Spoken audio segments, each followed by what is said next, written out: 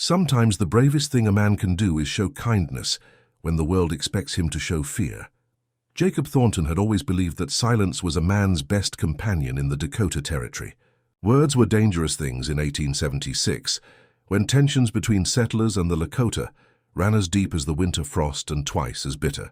So he kept his own counsel, spoke only when necessary, and built his small cattle ranch in the shadow of the Black Hills, where a man could work hard and mind his own business without interference from either the cavalry or the tribal war, parties that moved like shadows across the endless prairie. The October morning that changed everything began like any other, with Jacob rising before dawn to check his small herd grazing in the valley below his log cabin. The early snow had come fierce and sudden, blanketing the grassland in pristine white that made every sound carry farther and every movement visible for miles. At 38, Jacob had learned to read the land like scripture, understanding its moods and respecting its capacity for both generosity and cruelty. He was mending a section of fence damaged by the storm when he first spotted the dark shape against the snow, perhaps 200 yards from his cabin. At first glance, it appeared to be a fallen tree or boulder, but something about its placement struck Jacob as wrong. Trees didn't fall uphill, and boulders didn't appear overnight in places where none had been before. Setting down his tools, Jacob approached with the careful alertness that came from 5 years of living alone in country where carelessness could cost a man his life. As he drew closer, the truth became clear with shocking suddenness. It was a man lying motionless in the snow. His long black hair spread like spilled ink across the white ground. Jacob's first instinct was to retreat, to saddle his horse and ride to Fort Robinson to report what he'd found. The man was clearly Lakota, dressed in traditional leather clothing now stained with blood, and torn from what appeared to be a desperate flight through rough country. In these times, finding a wounded warrior on one's land could bring trouble that lasted for generations.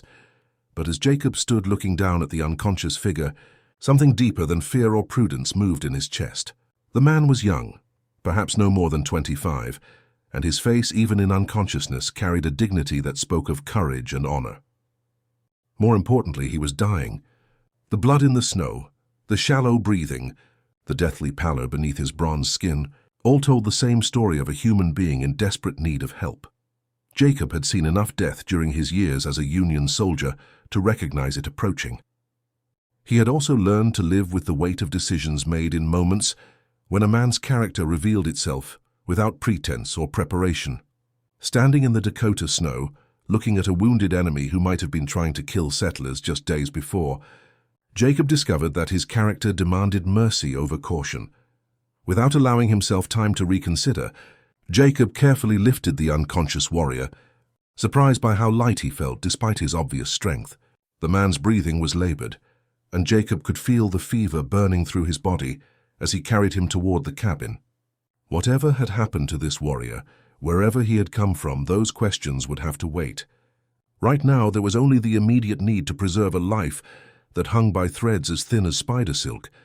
Inside his simple cabin, Jacob cleared his kitchen table and began the work of assessment and treatment that he'd learned during too many battlefield surgeries.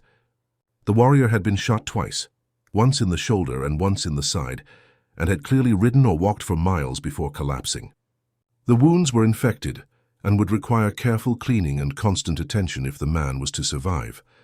As Jacob worked by lamplight, cleaning wounds and applying the herbal remedies he'd learned from a cavalry doctor who'd served with frontier tribes, he found himself studying the face of his unexpected patient. Even unconscious and burning with fever, the warrior's features showed character, strength without cruelty, determination without arrogance, and something else that Jacob recognized from his own mirror. The look of a man who had seen too much conflict and carried too many burdens for his age. The warrior's clothing and weapons told stories that Jacob could only partly read. The craftsmanship was exquisite, showing artistic traditions passed down through generations. His knife handle was carved with symbols that clearly held spiritual significance, and his leather vest was decorated with beadwork that spoke of care and pride in cultural heritage.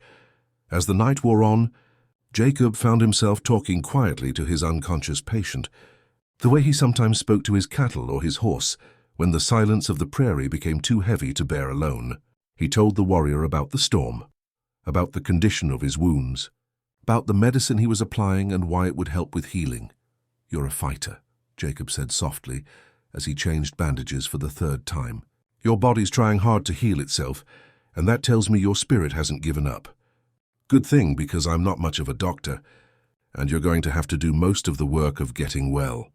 Sometime near midnight, the warrior's fever broke temporarily, and his eyes opened dark and alert despite his weakness.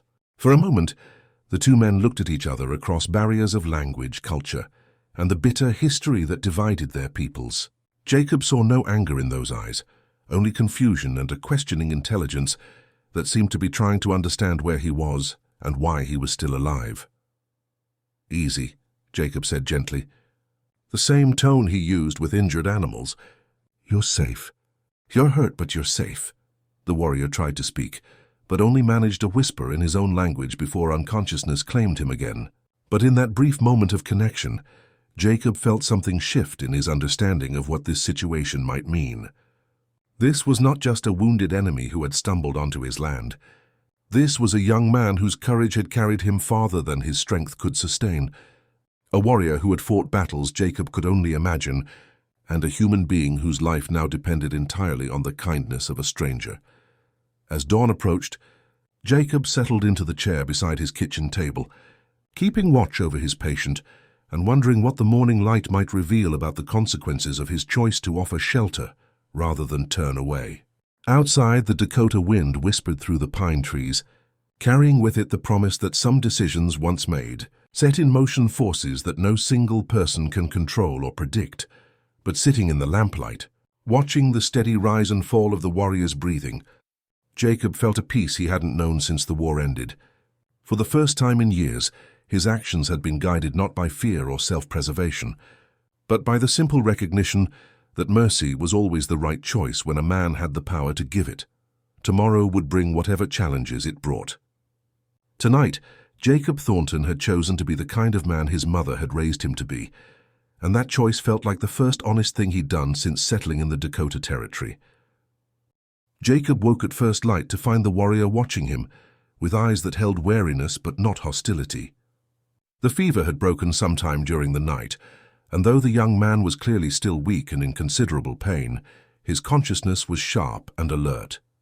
They regarded each other in silence for several long moments, each taking measure of the other, across the vast cultural divide that separated their worlds. "Water?" Jacob asked simply, reaching slowly for a tin cup he'd placed beside the table. The warrior's eyes followed his movements carefully, but without the tension that would suggest he expected violence. When Jacob offered the cup, supporting the warrior's head so he could drink, he accepted the help with dignity that managed to maintain pride despite his obvious vulnerability. The warrior spoke a few words in Lakota, his voice weak, but carrying tones that sounded like gratitude. Jacob nodded, understanding the sentiment if not the specific words, and settled back into his chair to continue his watch. The morning light streaming through his single window revealed details about his patient that the lamplight had obscured. The warrior was younger than Jacob had first estimated, probably no more than 23 or 24, but his face carried the gravity of someone who had shouldered significant responsibilities. His hands, though currently weakened by fever and blood loss, showed the calluses and scars of a man skilled in both warfare and the practical crafts necessary for survival on the plains. Over the course of the morning, Jacob established a routine of care that required minimal communication, but created maximum opportunity for trust to develop. Every hour he offered water and checked the bandages, moving slowly and explaining his actions in quiet English that the warrior couldn't understand, but which seemed to provide reassurance through its consistent gentleness. By midday, the warrior was strong enough to remain conscious for longer periods, and Jacob noticed him studying every aspect of the cabin with the intense attention of someone memorizing details that might prove important later. Jacob found this observation reassuring rather than threatening. It showed intelligence and strategic thinking that spoke well of the warrior's character and judgment. When Jacob prepared his simple midday meal of bread and soup, he offered a portion to the warrior, who accepted it with formal courtesy that transcended language barriers. Watching him eat with careful, measured bites, Jacob was struck by the dignity with which this young man maintained his composure, despite being completely dependent on a stranger's mercy. That afternoon, Jacob made a decision that surprised him with its naturalness. He pulled out a piece of paper and began sketching simple pictures to facilitate communication. He drew a house, pointed to his cabin, then to himself, and said, "Jacob."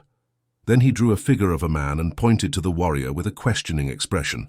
The warrior studied the drawing for a long moment, then spoke a single word that sounded like Lakota. Jacob repeated it carefully, and the warrior nodded, with what might have been the beginning of a smile. It was a small breakthrough, but in the context of their situation, it felt like a bridge being built across an impossible divide. As the afternoon wore on, Jacob found himself sharing more than just his name.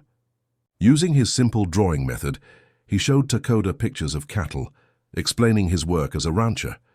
Lakota responded by sketching symbols in the dirt with his finger, apparently describing his own life and responsibilities within his tribe.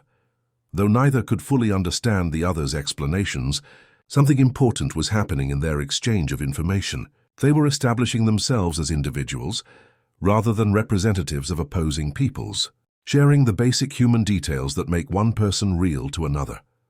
During his evening check of Lakota's wounds, Jacob was pleased to see signs of improvement. The infection was responding to treatment, and the warrior's natural strength was beginning to assert itself in his body's healing processes. More encouraging was the way Lakota bore the discomfort of having his bandages changed, not with stoic endurance alone, but with the patience of someone who understood that Jacob's ministrations were helping rather than harming. As darkness fell, Jacob prepared to settle in for another night of watchful care.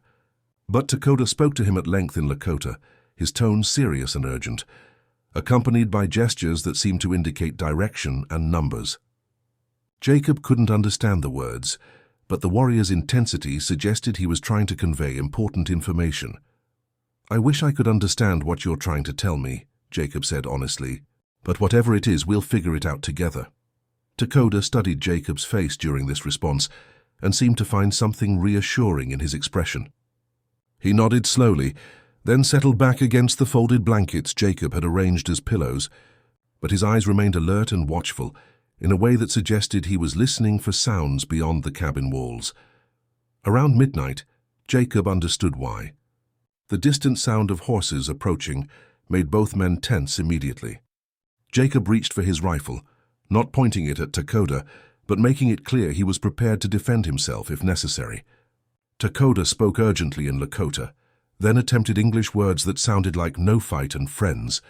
The horses stopped just beyond the clearing around Jacob's cabin, close enough for their presence to be unmistakable, but far enough away to avoid seeming like an immediate threat. Jacob could hear voices speaking quietly in Lakota, and occasionally Lakota would respond from inside the cabin, apparently engaged in some form of conversation with the unseen visitors. "Your people?" Jacob asked, and Lakota nodded gravely. They both waited in tense silence as the conversation between Lakota and the voices outside continued. Jacob found himself caught between fear and fascination. He had never been this close to a Lakota war party, had never had the opportunity to observe their discipline and organization from anything other than a position of conflict. Finally, the voices moved away, and the sound of horses faded into the distance. Lakota looked at Jacob with an expression that seemed to combine gratitude with something that looked like anticipation or preparation. "They're coming back, aren't they?" Jacob asked, though he already knew the answer from Lakota's demeanor. Lakota nodded and spoke at length in Lakota, his tone suggesting explanation and perhaps warning. Then he attempted English again. "Morning." "Come morning." "For honor." Jacob felt his chest tighten with a mixture of fear and resignation. He had known this moment would come, had understood from the beginning that sheltering an injured warrior would eventually bring consequences he couldn't control or predict. The question was whether those consequences would involve violence or something else entirely. Looking at Lakota's serious but not hostile expression, Jacob found himself believing that whatever was coming in the morning, it would not be the revenge he might have expected. Lakota's people had found him, had confirmed his location and condition, and had chosen to wait until dawn rather than act immediately. That suggested planning and purpose beyond simple retaliation. As Jacob prepared for what might be his last night of solitude, he realized that his decision to help Lakota had been the beginning of something much larger than he had imagined. Tomorrow he would discover whether mercy given to one person could create understanding between peoples who had been enemies for generations. But tonight, he was content to continue his watch over a young warrior who had begun to feel less like a dangerous stranger and more like a responsibility willingly accepted, a bridge between worlds that Jacob was only beginning to understand.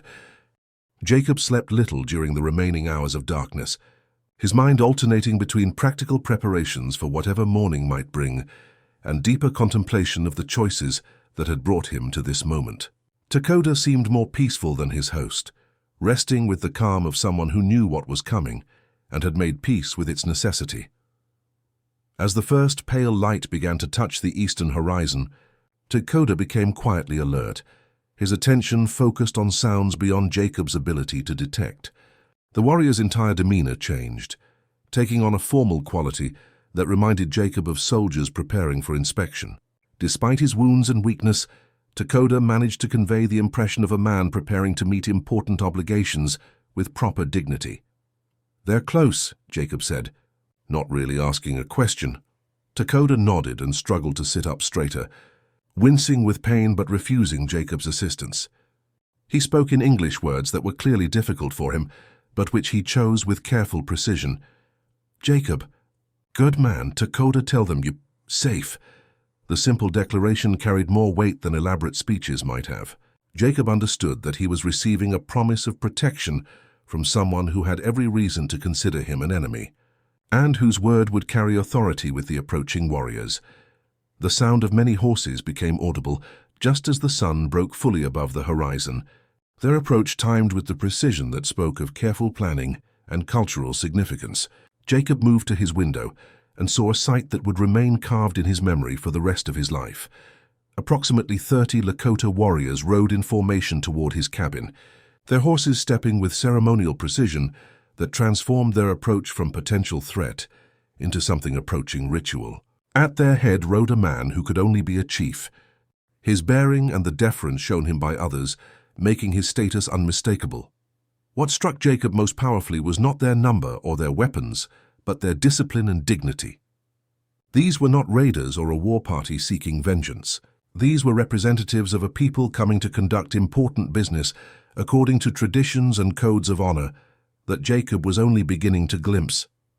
They stopped at a respectful distance from the cabin, close enough for clear communication, but far enough away to demonstrate that their intentions were peaceful. The chief dismounted and approached alone, stopping just outside Jacob's door and speaking in formal Lakota that carried across the morning air with ceremonial gravity. Lakota responded from inside the cabin, his voice stronger than it had been since Jacob found him. The exchange continued for several minutes, with Jacob understanding none of the words, but sensing the importance of what was being discussed. Finally, Lakota turned to Jacob and attempted to explain in his limited English. "Chief, my father, he come to honor Jacob. You save, warrior son." The words hit Jacob like a physical blow. Lakota was not just any warrior. He was the son of a chief, and Jacob had unknowingly provided aid to someone whose life carried political and cultural significance far beyond what he had imagined. "Your father?" Jacob asked, and Lakota nodded proudly. "Chief Standing Bear," Lakota said carefully. "My father." "Great leader. He come to see man who helps son." Jacob felt his throat tighten with the magnitude of what was happening. He had expected possible violence, had prepared himself for confrontation or demands for Lakota's return. Instead, he was being told that a Lakota chief had come to honor him for showing kindness to an injured warrior he hadn't even known was the chief's son. Lakota struggled to his feet, leaning heavily on the table, but managing to stand with dignity that befitted his heritage and position. He spoke to Jacob with formal gravity. "Jacob must come. Meet my father. He wished to honor Goodheart." Jacob looked at his rifle leaning against the wall, then at Lakota's serious face, and made another of the decisions that seemed to be defining this extraordinary situation. He left the weapon where it was and opened his cabin door to face whatever awaited him outside. Chief Standing Bear was a man of perhaps 50 years, his weathered face carrying the authority of someone accustomed to making decisions that affected the lives of many people.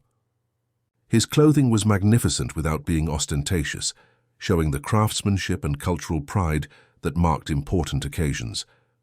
When he saw Jacob emerge from the cabin, his dark eyes studied the white rancher with intense attention that seemed to catalogue every detail of his appearance and demeanor.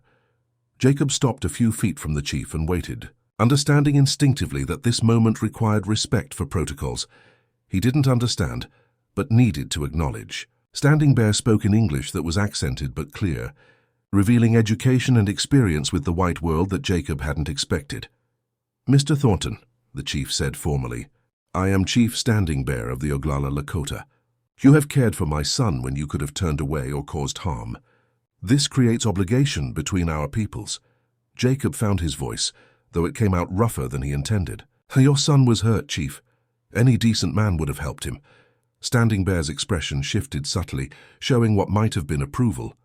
Many men in these times would not have seen injured Lakota as deserving help. You saw a wounded human being and responded with healing hands. This tells me about your heart. Behind the chief, Jacob could see the mounted warriors watching this exchange with focused attention. Their faces showed no hostility, but rather the alert interest of people witnessing events of cultural and political significance. "Chief," Jacob said carefully, "I don't know your customs, but I want you to know that your son conducted himself with honor while he was in my care. Even hurt and weak, he showed courage and dignity that spoke well of his upbringing." Standing Bear nodded gravely, then turned and spoke in Lakota to his son, who had managed to appear in the doorway of the cabin, despite his obvious weakness. Lakota responded with words that seemed to be a formal report, delivered with the precision of a warrior reporting to his commander. When the exchange was complete, Standing Bear turned back to Jacob with an expression that had warmed considerably from its initial formality. "My son tells me you treated him not as enemy, but as guest. You shared food, provided medicine, showed patience with attempts at communication. More important, he says you treated him as person of worth rather than burden to be endured." Jacob felt moved by Lakota's apparent testimony on his behalf. "Your son is easy to respect, Chief. He bore his injuries with courage, and he tried to help with my work, even when he was barely strong enough to stand." Standing Bear studied Jacob's face during this response, then made a decision that seemed to surprise even his own warriors. He stepped forward and extended his hand in the white man's custom of greeting. "Jacob Thornton," he said as they shook hands, "you have shown my family honor when hatred might have been expected. The Lakota people do not forget such actions. We have come to offer friendship where there has been only suspicion, cooperation where there has been only conflict." Jacob felt the strength in the chief's grip and the sincerity in his dark eyes. "I'd be honored by your friendship, Chief Standing Bear." Standing Bear smiled for the first time, transforming his stern features into something warm and deeply human. "Then you will accept invitation to share morning meal with us? There are things to discuss, arrangements to make, understandings to reach between your world and mine." As Jacob looked around at the assembled warriors, at Lakota standing proudly despite his weakness, and at the chief whose offer of friendship carried implications he was only beginning to grasp, he realized that his decision to help one injured man had opened possibilities for peace and cooperation that might extend far beyond his own small ranch. The sun climbed higher over the Lakota territory, illuminating a morning that would be remembered not for conflict, but for the moment when enemies chose to become allies, and when the courage of one man's kindness created opportunities for understanding between peoples who had forgotten they shared the same hopes for safety, prosperity, and respect. The morning meal shared between Jacob and the Lakota warriors became something far more significant than simple courtesy. Chief Standing Bear had arranged for his men to create a ceremonial gathering space in the meadow near Jacob's cabin, complete with a central fire and seating that allowed everyone to see and hear each other clearly. The formality of the arrangement told Jacob that he was participating in something with deep cultural meaning. As food was shared and passed among the group, Jacob found himself observing customs and protocols that spoke of ancient traditions and carefully maintained social structures. Every action seemed to have meaning, from the way food was offered to the order in which people spoke to the respectful attention paid to each person's words. Lakota, despite his weakness, had insisted on participating in the gathering, supported by cushions and positioned near his father, where he could translate when necessary.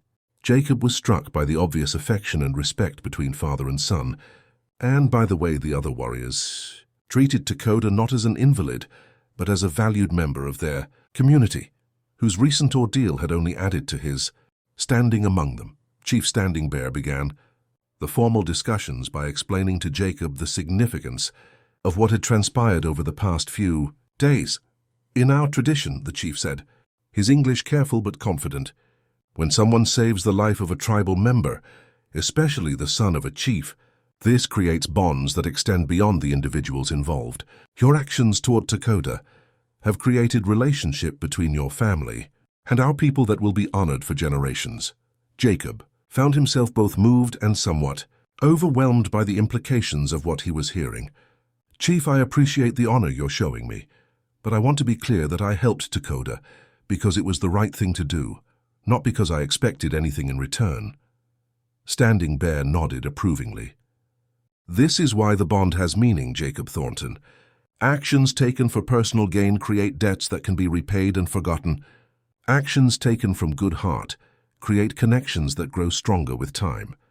One of the younger warriors, introduced as Red Hawk, spoke in English that was more fluent than Jacob had expected, from someone who appeared to be entirely traditional in dress and manner. "Mr. Thornton," Red Hawk said respectfully, "many of us have dealt with white settlers and soldiers. Most see us only as obstacles to be removed or enemies to be defeated. You saw injured man who needed help, nothing more, nothing less. This tells us you judge people by their actions rather than their appearance." Jacob felt the weight of responsibility in these words. He was beginning to understand that his simple act of mercy was being interpreted as evidence of character. That could have implications far beyond his own life. "I judge people by how they treat others who can't defend themselves," Jacob replied honestly. Lakota was hurt and alone, and in that moment, nothing else mattered. Chief Standing Bear exchanged glances with several of his warriors, then continued with what appeared to be prepared remarks. "The Lakota territory is changing rapidly," he said. "More settlers arrive every season. The cavalry increases its patrols, and both our peoples face challenges that require new approaches to old problems. Violence has been the primary communication between Lakota and white settlers, but violence creates only more violence." Jacob nodded, recognizing the truth in the chief's assessment. "The conflicts hurt everyone, Chief. Nobody wins when neighbors become enemies." "Exactly," Standing Bear said with satisfaction, "which is why we wish to propose something that has never been attempted in this region. We wish to establish formal peace and cooperation between our tribe and the white settlers who prove themselves worthy of trust." The proposal took Jacob's breath away. "You're talking about some kind of treaty?" "More than treaty," Standing Bear explained. "Treaties are agreements between governments, often made by people who will never have to live with their consequences. We propose relationship between communities, built on personal trust and mutual benefit." Red Hawk leaned forward, his expression intense with the importance of what he was explaining. "Mr. Thornton, your ranch sits on land that has been used by our people for hunting and seasonal camps for generations. Instead of conflict over territory, we propose cooperation that benefits both your cattle operation and our traditional ways of life." Jacob struggled to process the magnitude of what was being offered. "What exactly are you suggesting?" Lakota, who had been listening carefully to the discussion, spoke up in English that was improving with every conversation. "Father says, your cattle need protection from wolves, from thieves, from harsh winters. Our warriors know this land, know how to track predators, know signs of weather changes. We help protect your animals. You allow our people to use traditional camping grounds during seasonal migrations." The practical wisdom of such an arrangement was immediately apparent to Jacob. His small operation was vulnerable to exactly the problems Lakota had described, and he had often wondered how he would manage when his herd grew larger, or when advancing age made the physical demands more difficult. There would be advantages for both sides, Jacob said thoughtfully. But what about the territorial government? What about the army? Chief Standing Bear's expression grew more serious. This is why we need white settlers who can vouch for our peaceful intentions. Official policies are made by men in distant cities who see only maps and reports. Real peace must be built by people who live on the land and understand its requirements.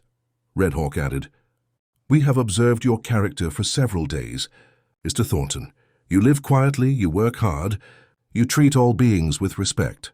These qualities make you suitable partner for attempt at cooperation between our peoples." Jacob felt the weight of history pressing down on him. The arrangement they were proposing could serve as a model for peaceful coexistence that might prevent years of conflict and bloodshed. But it would also make him a pioneer in cross-cultural cooperation that could bring scrutiny and potential hostility from both sides. "I need to understand exactly what you're offering and what you'd expect from me," Jacob said carefully. Over the next hour, the details of the proposed arrangement were discussed with thoroughness that revealed extensive planning and consideration. The Lakota would provide security for Jacob's cattle, assistance with difficult ranch work during seasonal migrations, and knowledge of weather patterns and natural resources that could improve his operation's success.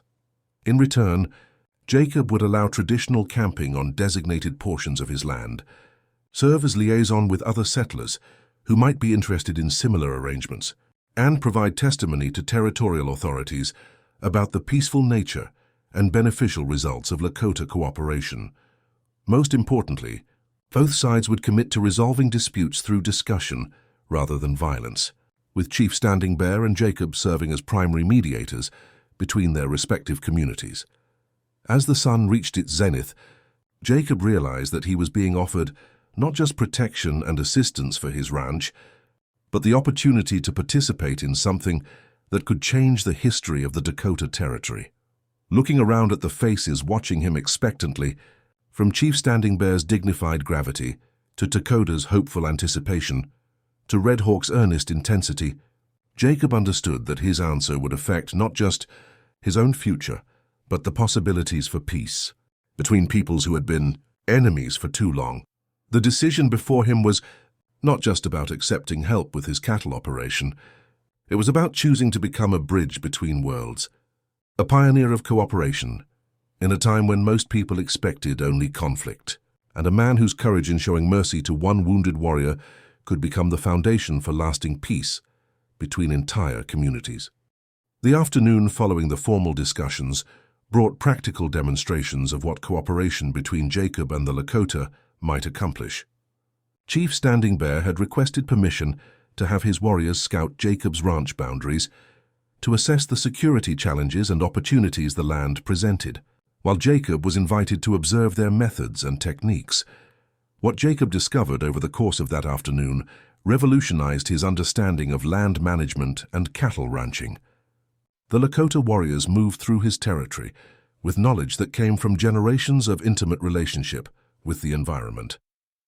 They identified water sources he hadn't known existed, pointed out natural shelter areas that could protect livestock during harsh weather, and demonstrated tracking skills that revealed the presence of predators Jacob had never detected.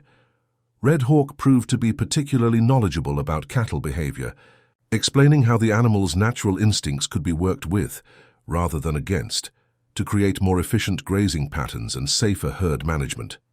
"Your cattle want to move in certain patterns," Red Hawk explained as they watched Jacob's small herd from a ridge overlooking the main pasture. "White ranchers often fight these instincts, building fences to force animals into spaces that don't feel natural to them.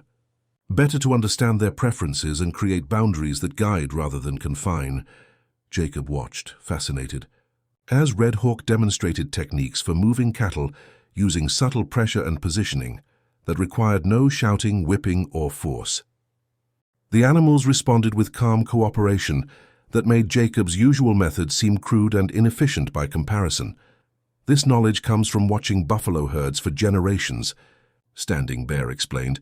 "Domestic cattle are not so different from their wild cousins. They seek safety, good grass, clean water, and freedom from stress. Provide these things in harmony with their instincts, and they will prosper with minimal effort from the rancher." But the most impressive demonstration came when the warriors identified signs of a wolf pack that had been operating near Jacob's ranch for weeks without his knowledge.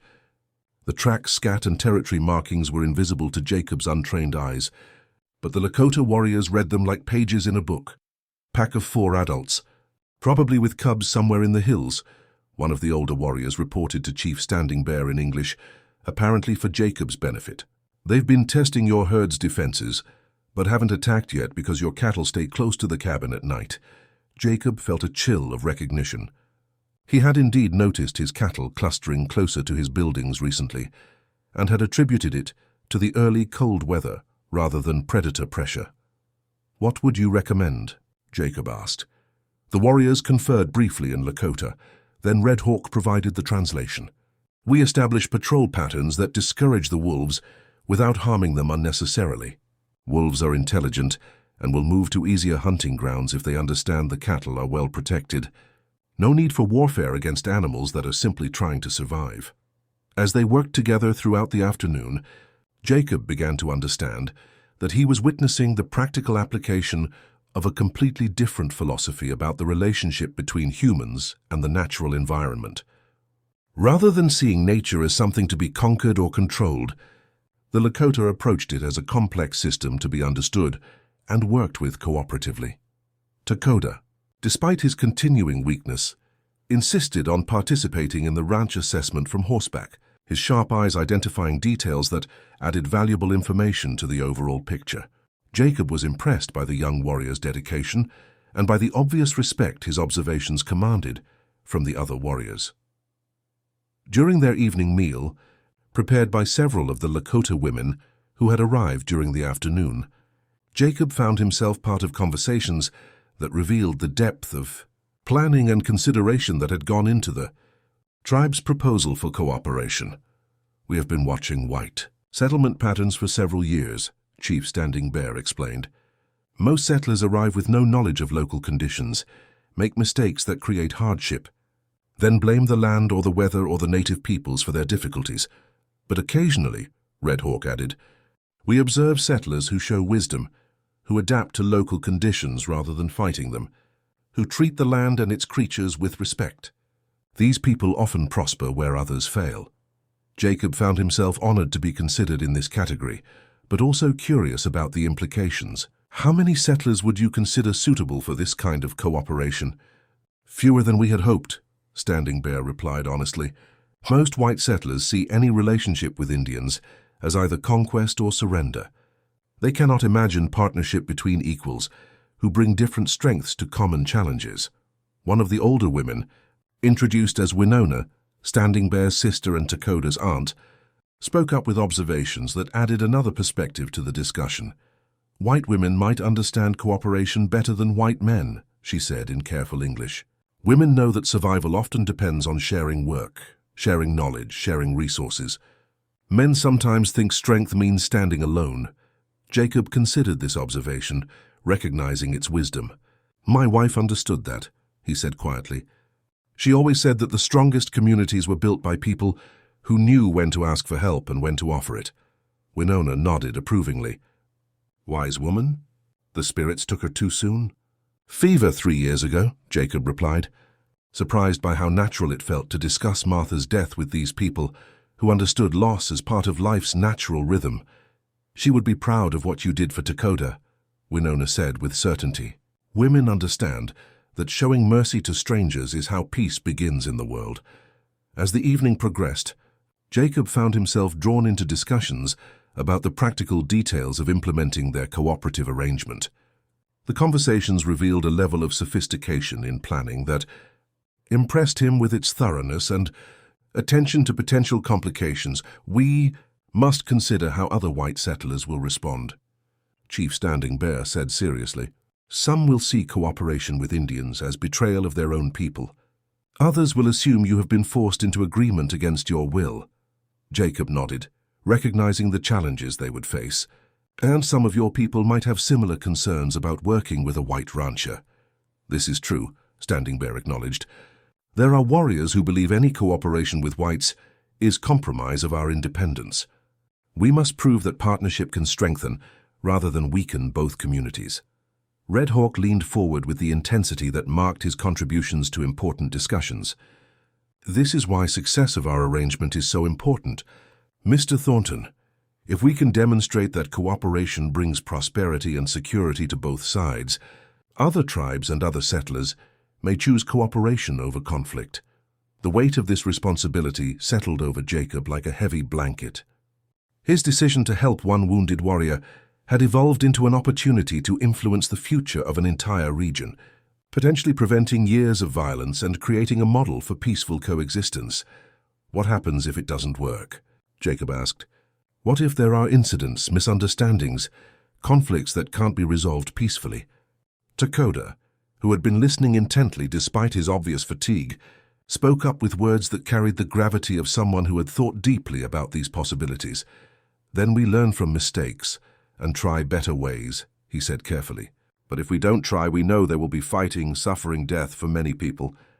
Better to risk failure trying for peace than accept certain tragedy from continued war. Chief Standing Bear looked at his son with obvious pride, then turned to Jacob with an expression that combined hope with steely determination. Jacob Thornton, you have already proven that understanding between our peoples is possible. Lakota lives because you chose healing over harm, cooperation over suspicion. This gives us foundation to build something larger.